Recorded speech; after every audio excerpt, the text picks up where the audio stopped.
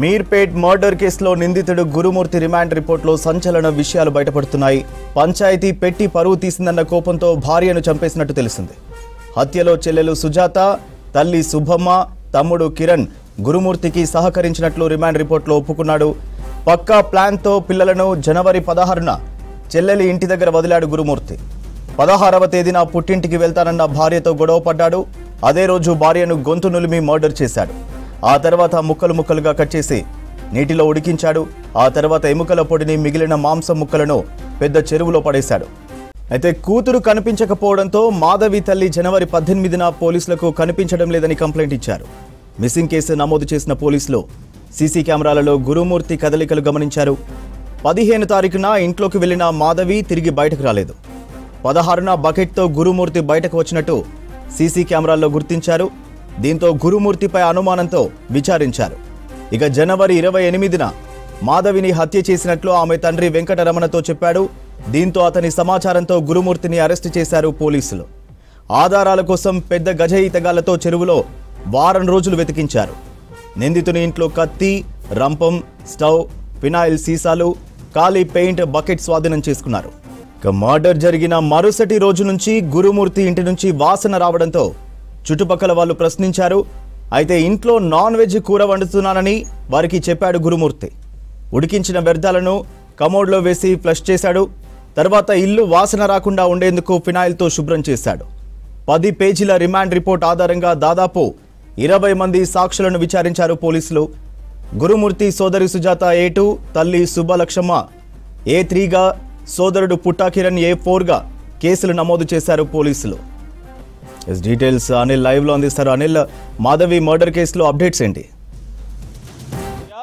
మీర్పేట్ మాధవి హత్య కేసులో విస్తుపోయే విషయాలైతే వెలుగులోకి వస్తున్నాయని చెప్పాలి. అంటే గురుమూర్తి హత్య చేసిన తర్వాత తను ఇచ్చిన రిమాండ్ రిపోర్ట్ ప్రకారం, పోలీసులు రిమాండ్ రిపోర్ట్ ప్రకారం అయితే సంచలన విషయాలు బయటకు వస్తున్నాయని చెప్పాలి. అయితే గురుమూర్తి ఇది పథకం ప్రకారమే వెంకట మాధవిని హత్య చేసినట్టుగా కూడా ఒప్పుకున్నాడు. అయితే ఇందులో గురుమూర్తితో పాటు మరో ముగ్గురు అతనికి సహాయం చేసినట్టుగా కూడా తను ఒప్పుకున్నారు. అయితే ఇతను సహాయం చేసిన వ్యక్తులు వచ్చేసి వాళ్ళ కుటుంబ సభ్యులే, గురుమూర్తికి సంబంధించిన కుటుంబ సభ్యులే ఈ హత్యకి గల కారణాలు సహాయం చేయడంలో వీళ్ళు హెల్ప్ చేసినట్టుగా కూడా మనకు తెలుస్తుంది. అయితే ఈ రిమాండ్ రిపోర్ట్ ప్రకారం గతంలో అంటే గురుమూర్తి ప్లస్ వెంకటమాధవ్కి సంబంధించి వీళ్ళిద్దరూ కూడా గతంలో ఒక గొడవ విషయంలో పంచాయతీ పెట్టడంతో ఆ పంచాయతీలో గురుమూర్తి ఆమె మీద కోపం పెంచుకోవడం, ఆ కోపంలో భాగంగా అతనితో పాటు తిన చెల్లెలు సుజాత మరియు సుబ్బలక్ష్మమ్మ, తన తల్లి, అదేవిధంగా తన తమ్ముడైన కిరణ్ వీళ్ళందరూ కూడా ఆ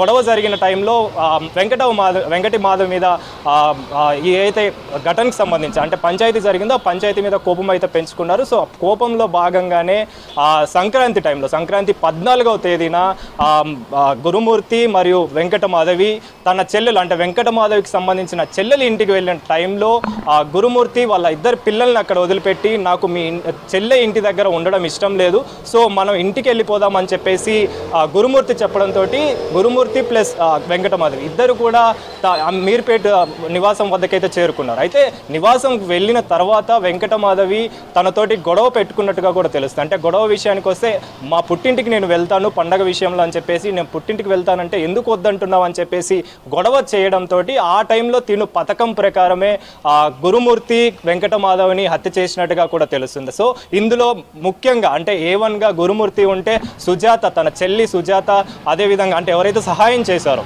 ఈ ముగ్గురు సహాయం చేసిన వాటిల్లో సుజాత A2గా ఉండగా, అదేవిధంగా సుబ్బలక్ష్మమ్మ A3గా, కిరణ్ వీళ్ళ తమ్ముడు ఎవరైతే ఉన్నారో కిరణ్ కూడా A4గా ఉన్నట్టుగా కూడా రిమాండ్ రిపోర్ట్లు అయితే పోలీసులు తెలిపారు. సో ఇతనిచ్చిన రిపోర్ట్ ప్రకారం తినే పథకం ప్రకారం ఈ హత్య చేసినట్టుగా అంటే ఆమె మీద కోపం పెంచుకొని హత్య చేసినట్టుగా కూడా తెలుస్తుంది. అయితే 14వ తారీఖు తన పిల్లల్ని వదిలేసి 15వ తారీఖు ఇంటి దగ్గరనే గొడవ పెట్టుకోవడం, అదే రోజు తనని ఆ గొడవలో భాగంగా తనని చంపిన సిచ్యువేషన్ అంటే హత్య చేసి, అదేవిధంగా హత్య చేసిన తర్వాత ఈ ఏదైతే హత్య చేశాడో హత్య చేసిన తర్వాత వెంకట మాధవిని మొత్తం పార్టులుగా కట్ చేసి ఎక్కడికక్కడికి అంటే రంపంతో కట్ చేయడం, అదే ఇతర వస్తువులు వాడి మొత్తం బాడీని అంతా కూడా పార్ట్గా చేసి బాత్రూంలో ఫ్లష్ చేసినట్టుగా కూడా తెలుస్తుంది. అంటే ఆధారాలు కనిపించకుండా ఫ్లష్ చేసి మొత్తం ఏదైతే ఈ బాడీ పార్ట్స్ ఉంటాయి బాడీ పార్ట్స్ కూడా కంప్లీట్గా వాటర్ హీటర్లో మగ్గించి మొత్తం హీట్ చేసి ఆ తర్వాత ఆ పార్ట్స్ని తీసుకొని స్టవ్ మీద కాల్చి ఆ తర్వాత చిన్న చిన్న పీసెస్గా చేసి కొన్ని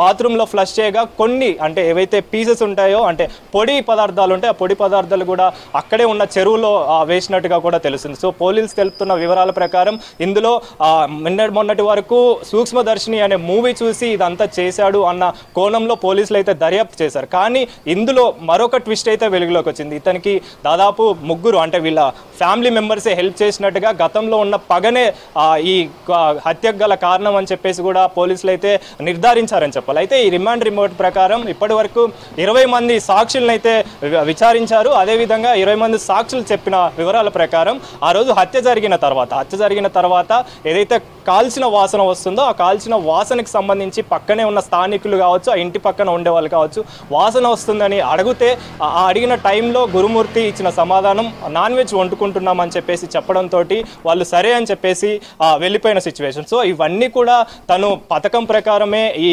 బాడీని మొత్తం డిమాలిష్ చేసి అంటే మొత్తం కూడా చిన్న చిన్న పార్ట్లుగా చిన్న చిన్న ముక్కలుగా చేసి బాత్రూంలో వేయడం ఆ తర్వాత ఆ పొడి ఏదైతే ఉందో కాల్చిన పొడి ఏదైతే ఉందో చిన్న చిన్న పొడిగా చేసిన తర్వాత పెద్ద చెరువులో పడేయడం పక్కనున్న చెరువులో పడేయడం ఆ తర్వాత ఇక ఈ ఘటన జరిగిన తర్వాత గురుమూర్తి మీ కూతురు కనిపించడం లేదని చెప్పేసి తన తల్లికి చెప్పడంతో తన తల్లి పోలీస్ స్టేషన్లో ఫిర్యాదు చేస్తే ఆ ఫిర్యాదు మేరకు పోలీసులు మిస్సింగ్ కేసుగా ఫస్ట్ అయితే దర్యాప్తు చేశారు. ఆ మిస్సింగ్ కేసులో భాగంగా అక్కడే 15వ తారీఖు వెంకటమాధవి ఇంటికి వెళ్ళిన సిచ్యువేషన్ అంటే సీసీ కెమెరాలో వెంకటమాధవి ఇంటి లోపలికి వెళ్ళిన ఆనవాళ్ళు అయితే కనిపించాయి కానీ బయటకు వచ్చిన ఆనవాళ్ళు అయితే కనిపించలేదు. సో ఈ టైంలోనే 16వ తారీఖు గురుమూర్తి హత్య చేసిన గురుమూర్తి బకెట్ తోటి బయటకు వచ్చిన ఆనవాళ్ళు అయితే కనిపించాయి. సో ఇది ఇతనే హత్య చేశాడు అనే కోణంలో అనుమానాస్పదంగా ఈ కేసుని తీసుకొని ఆ కేసుని అయితే దర్యాప్తు చేశారు. సో ఇదే విధంగా కంటిన్యూ అవుతున్న ఈ సిచ్యువేషన్ని ఈ నెల 28వ